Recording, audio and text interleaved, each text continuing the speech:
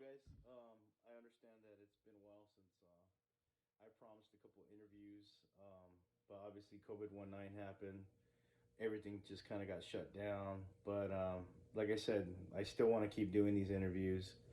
I want to interview just a regular blue collar worker, 9 to 5 guy building those hot rods, lowriders, customs. And well, I made a trip out to the Midwest to have an interview with my buddy and a person that I can call friend.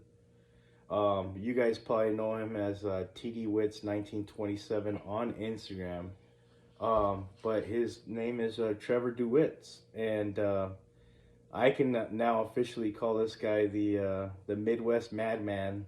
Um, you know, he knows how to boogie, shake, and bake, and basically, take care of business when it comes down to it. But not only that, though, he does, besides having a 9 to 5 job, union worker, and putting bread on the table for his family, he does have a talent, and it's a talent that not too many people have, and that's dropping axles.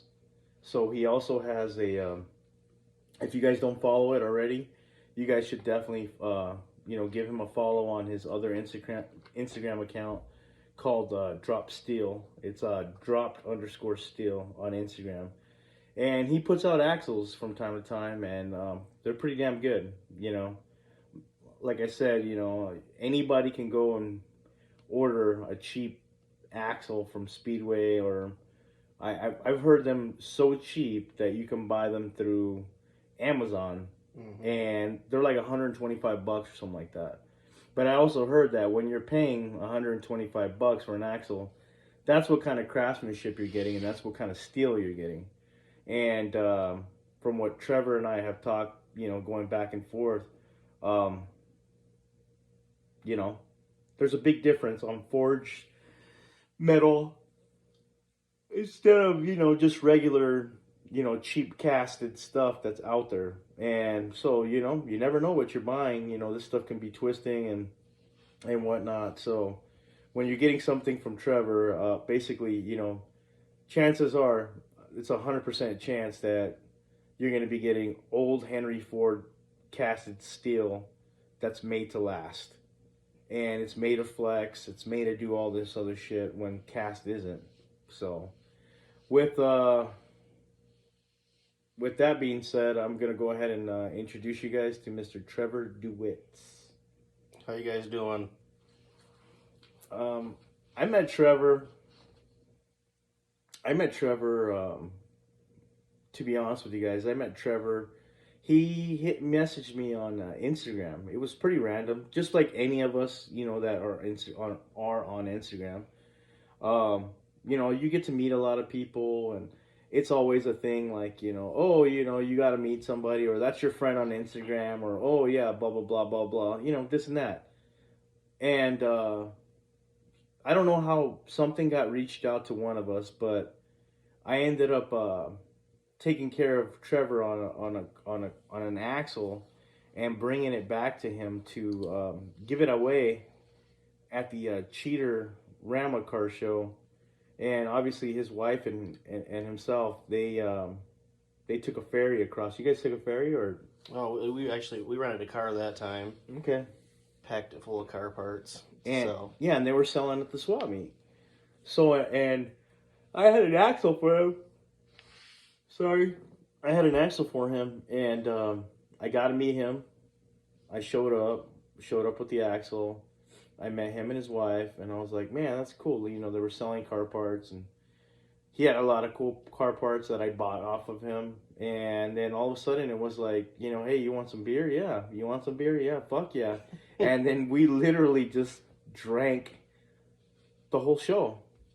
The whole fucking show. We drank, and we had a great time. And then after that, we did an after party, and we drank at another bar, and I ended up sleeping on the side of the road somewhere between Milwaukee and Minnesota. So I don't know, but I had a blast. But I remember in one of those conversations, I told Trevor, I said, "Hey, Trevor," I said, if you should definitely come down to the West.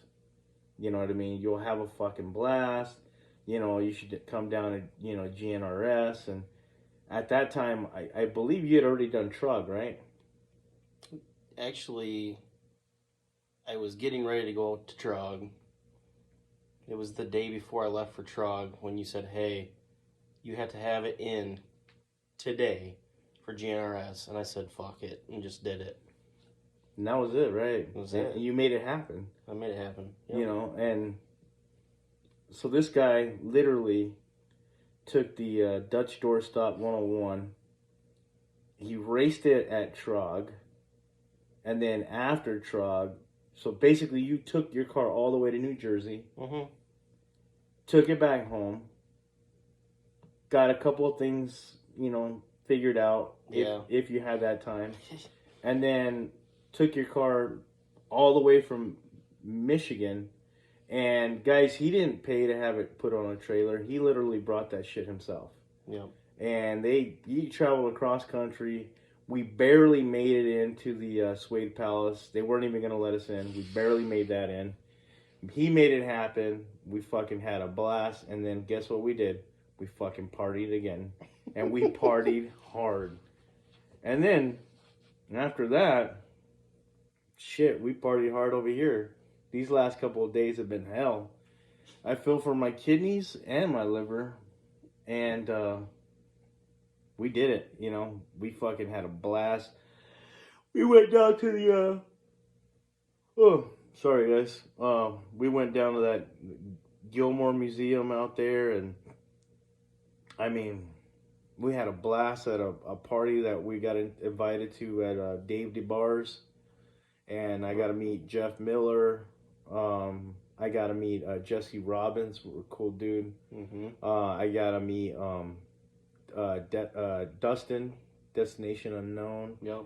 I got to meet who else did I get to meet? Andy Corrales. Andy. Oh yeah, Andy. Lead Sled 1952. Actually, that guy was nice enough to let us crash at his place, and that was fun. It was fun. Very hospitable people. Sexy Bob. Oh, we met Bob. Well, I guess they call him Sexy Bob now. What's his Instagram? Bob's. I honestly, like Bob. I'm gonna butcher his last name. Busawi. Bob Busabi. Really nice guy. Beautiful coupe. He kept it. On point with that. Who else have we get to meet and hang out with? A couple of other people. Just. I got to meet a local cop, fan favorite. Okay, who's that? Mr. Goodrich. Mr. Goodrich. Well, yeah, we had a blast at that show, and obviously, you definitely put on a show for a spectacle. If you guys haven't seen it, check out my videos. His Dutch Doorstopper, it can get up and go. I mean, there's no doubt that little car, that little race car is just showing everybody Flathead could fuck some shit up. Like seriously, excuse my my language, but that motherfucker can go. It was fun. And I mean, my asshole puckered up a couple of times. I didn't want to get swung into a tree. But no, it was great. So I got a couple questions for you. Like I said, I do these interviews specifically just so somebody that has no idea who somebody is on Instagram, we're real people. Yeah. There's nothing special. I don't care what anybody says. When you got a guy that's got 21,000 followers, has a company, and they're just regular people. You ain't nobody any better than any of us, and you know what I mean? Everybody's got bills, everybody's got problems, and we're just regular fucking people. And the same with Mr. T.D. Witts. I mean, like I said, he let me crash out at his place. I got to meet his family. Got to hang out with his dad, his mom, his in-laws. It was fun. It was fun. We had fun. And at the end of the day, you know, it's just about fun. And here's a chance for you guys that don't have that opportunity to go and meet people, just to hear or just to know what it is to be around them. Like a fly on the wall, Yep. a couple of guys just drinking. That's what I want to hear. If I can go back, if I knew that there was videos or footage or just audio of hearing these old custom car builders talking about fucking the real shit, like, oh, that motherfucker shortchanged me on some fucking the shit. Yeah, this motherfucker shortchanged me, or oh man, we just did this, and this that we just went to the bar. That's the cool shit I want to hear, and that's the stuff that you never hear about. That's the stuff that's never really put out there.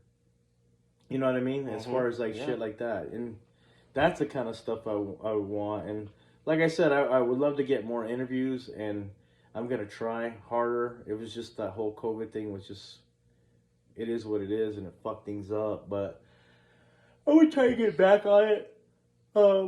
I gotta meet a lot of cool people. God, I am yawning. You're like tired. Oh, I'm tired. But you gotta understand, I got fucking time change like a motherfucker.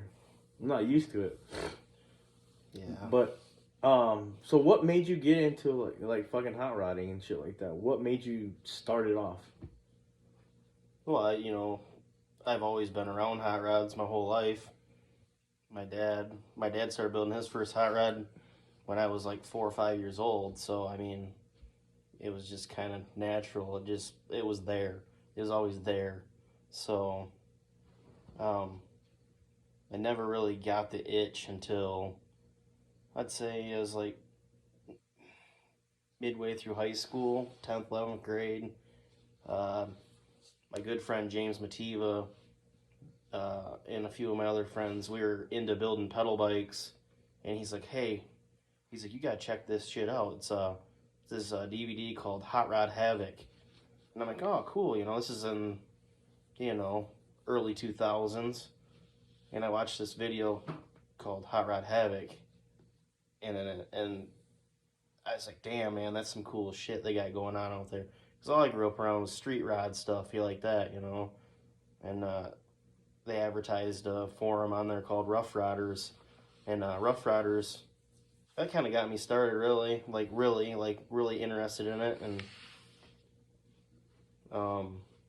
yeah, just all that stuff on there just kind of lit that spark, man. So, you being out where you live, I've learned a lot. Like, I've learned, where you lived at, where you grew up in. You grew up wanting to build shit that wasn't the typical of, your surroundings. Right. No, yeah. And, I mean, like I said, pretty much, you're a bad motherfucker when it comes to, that shit. And, when you were growing up, was it just like people were into certain cars and you just wanted to do that, or, Well, when I was 13, my parents bought me a Mustang basket case project, and me and my dad built that car. It was like from 13 to 18, however many years that is. I drove that to my senior prom, and that was a lot of work, and I really liked the muscle car thing back then. Now my taste has totally changed. So let's just say there's a Shelby GT500, Mustang right there, or you can have a fucking bitchin' fucking early fucking Ford. What would you? You really have to ask that question? I'll take the shitbox Ford any day. Yeah, well, it is, I'm serious. And here I'm talking about, man, I want me a fucking... You want a Mustang? Yeah, I want a fucking... Muscle car. Yeah. Well, not just, just to beat up on, Yeah, it'd be fun. It might take a little more abuse. Yeah. So, now to go on to the axles, because, to be honest with you, you're the axle guy now. What got you into that? What made you want to do that? And what do you feel about the other people that are out there doing it? It was something I seen, looking through hot rod magazines and stuff like that, and the real roots of hot rodding. They didn't have catalogs back in the day where they just order all this stuff. I mean, there were guys out there dropping the axles and everything. It wasn't just like you call up Speedway and it's a manufactured axle. Boom, there it is. Yeah, I always wanted to do it. I built my first fixture probably 5 years ago and finally used it when I started building the Dutch doorstop. And I knew I wanted to thrash that car together and get it together for Detroit Autorama. And so I busted out the fixture and just put an axle in there, and I dropped it, and it came out all right. So from there on out, I just been doing my thing and progressing on my techniques and trying to make it better, faster. And I'm on my second fixture now. My second fixture works way better. What was your second question you wanted to know? What do you feel about the other people out there, doing axles and stuff like that? I mean, you think they're good? I mean, who are good people out there that are doing that, the same thing as you? And I mean, do you ever? It's kind of a hard question to say, but like, when you're looking at other people that are doing axles, like, who are the other people that you kind of look up to? Like, oh man, they're really good at what they do. You have any other people like, Anson Axles. That guy does amazing work. His axles turn out great. I've seen all the photos and the stuff that he posts on there, and he does a great job. And I think he's been doing it for quite some years now. Andy Kohler is cool.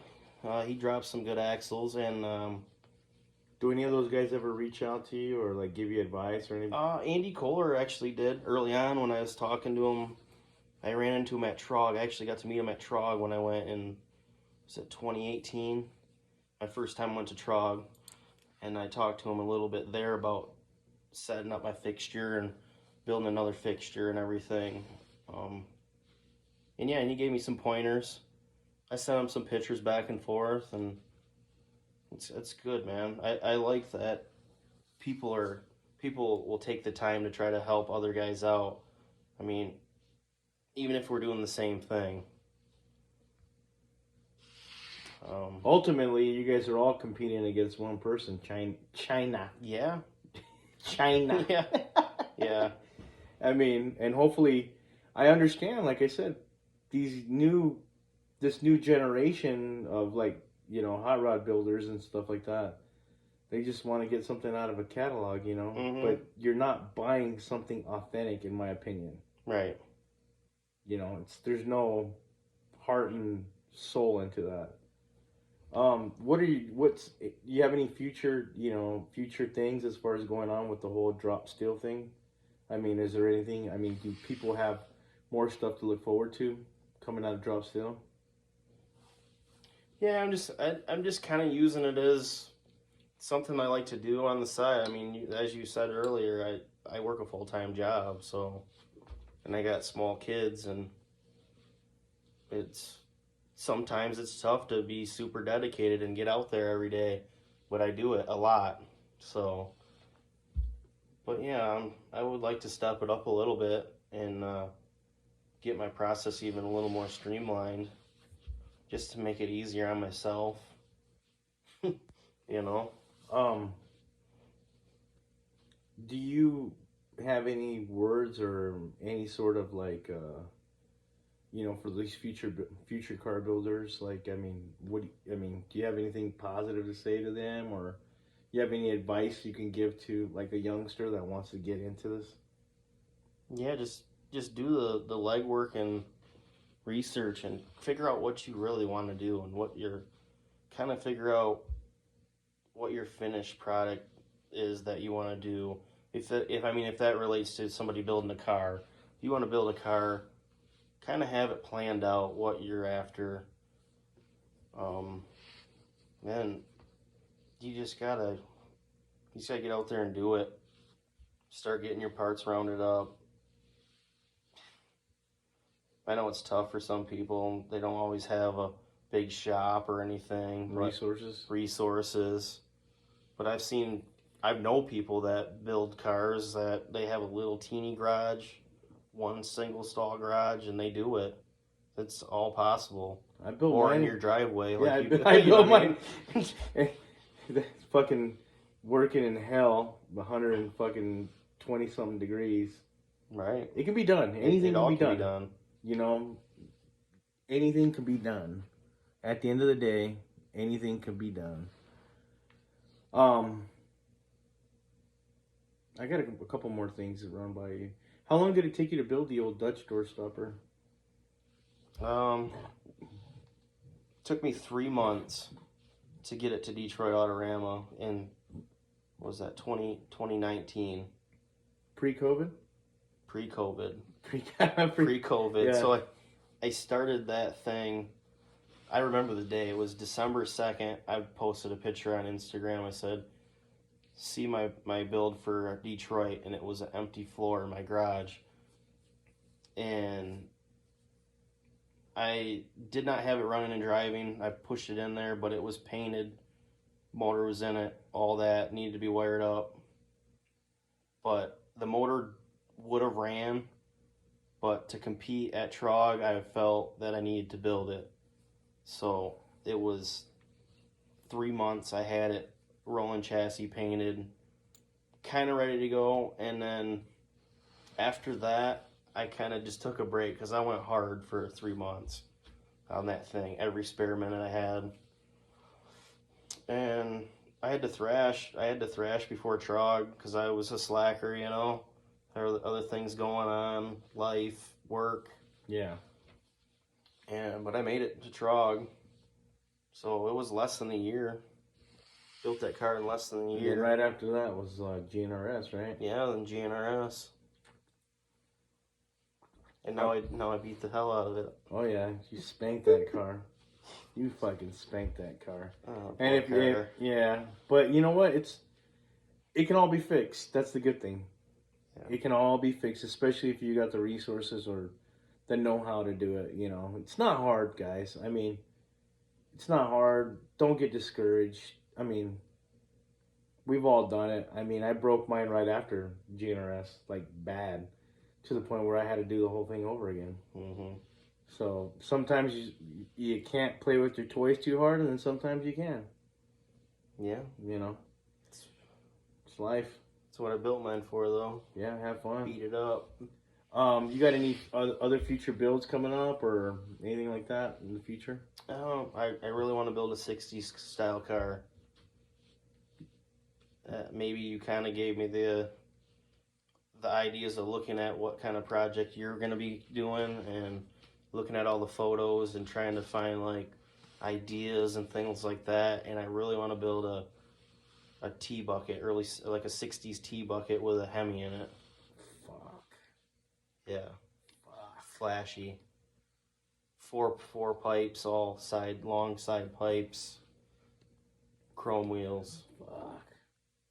I don't know, man. There was something about the 60s cars that, I mean, for me, hot rodding is like progression, obviously. You can see hot rods changing. You can see the progression of like the hot rod. And then you see the 60s cars and it's just like, fuck. Mm-hmm. Like it didn't get any better because after that, it all went downhill. Right. You know what I mean? You look at it, it's just like, bam. It went from this to this to this to this. And then all of a sudden it's like, bam. Oh, shit. Now I got a hot rod sitting on a toilet, you know. You know what I mean? Right. Yeah, you're right. I got a hot rod as a tub. Yeah, bathtub rolling on the street. An outhouse. You know, just it got too. Just wild and out there. Yeah, and that's obviously my favorite style. Is just I can respect the 50s and the 40s and the 30s style of builds. I can totally respect that. But for me, it's just a little different. Like, I just love it. Like, I fell in love with Ed Roth. I fell in love with that. Like, all those weird looking, you know, cars. I mean, fuck, man. Those were a lot of fucking you know, a lot of cars branched off of those things, you know. Oh, yeah. Even in the mainstream car world, you know what I mean? Like, oh, these builders were like, oh, fuck, look at this thing. But, that's cool. Um, well, I mean, with that being said, the only thing else I can ask now at this point is the same question I ask everybody else. Um, it's a simple game. If you've heard any of my Instagram information or my YouTube, you know, podcast things, my last question is a really simple one. It's who would you marry? Who would you fuck? Who would you kill?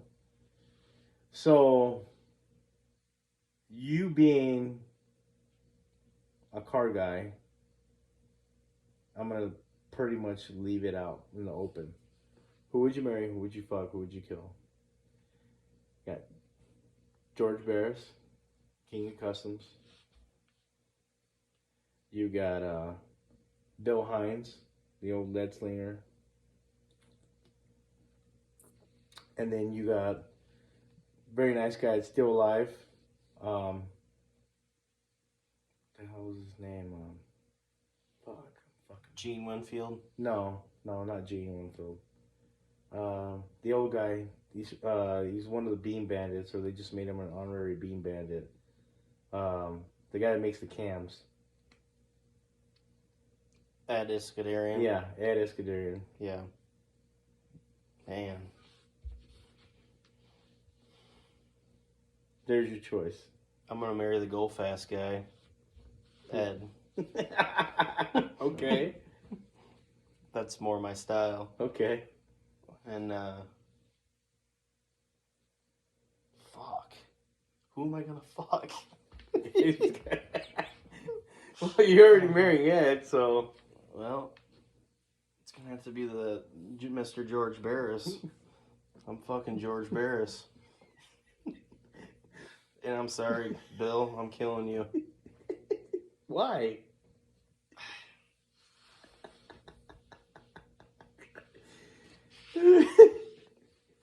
Okay. Because I know who I'm marrying. I can't fuck Bill Hines. I'm sorry. Oh, man. Alright, guys. Well, I'm a little tired. I'm definitely tired. Hungover. We partied hard. I had a blast. I had so much fun. Thank you, Trevor. Seriously. Yes. I mean, this is, like I tell people, you only have one life. Make the best out of it. If you don't do any of this shit, but you've always planned on doing it, I promise you, life is just going to flash right in front of your eyes. And then the next thing you're going to do is, you're going to be that guy having to live through vicariously by Instagram, or by listening to a corny podcast like this. You know, you're going to have to be that guy. So, guys, go out there. Travel.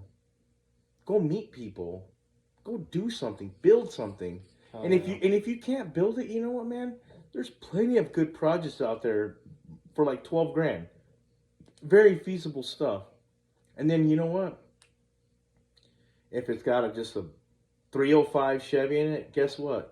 You can save up, you can learn, and you can, you know, progress.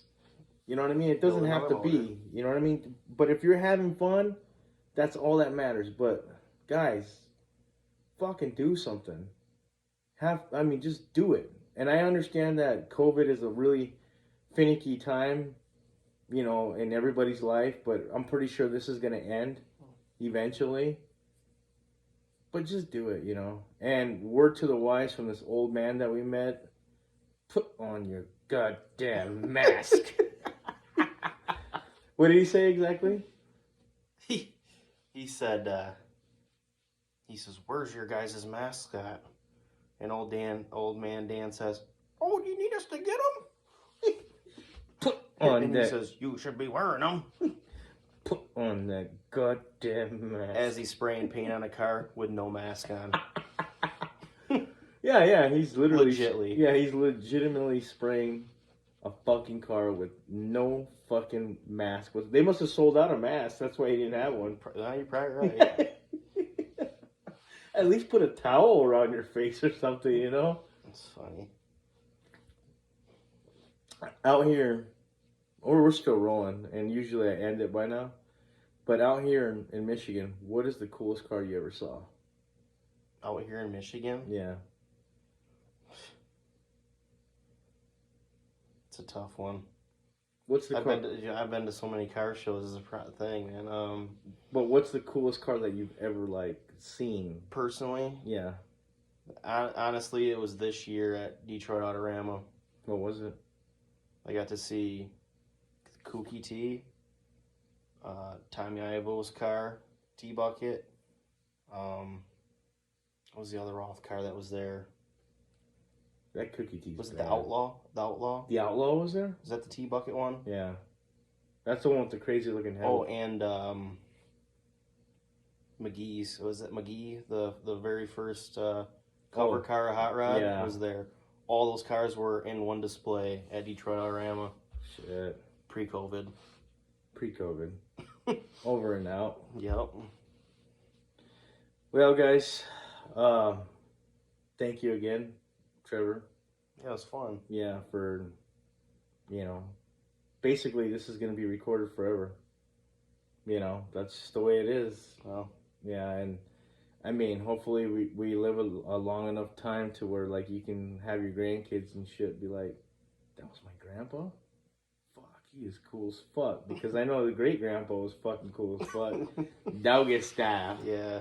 Yeah, man, Doggy Style, the Mint Monster. That's a fucking piece of artwork all on its own. So, all right, guys. Well, I'm gonna go ahead and let this one go. I'll go ahead and post it up. And if you guys got anything, just make sure you hit that like button. I don't really care if I get likes or not. To be honest with you, I really don't give a shit. I don't. I'm not gonna lie to you. I really don't care. It's not about likes. I don't. Oh, hey, this guy liked me. I'm like, oh.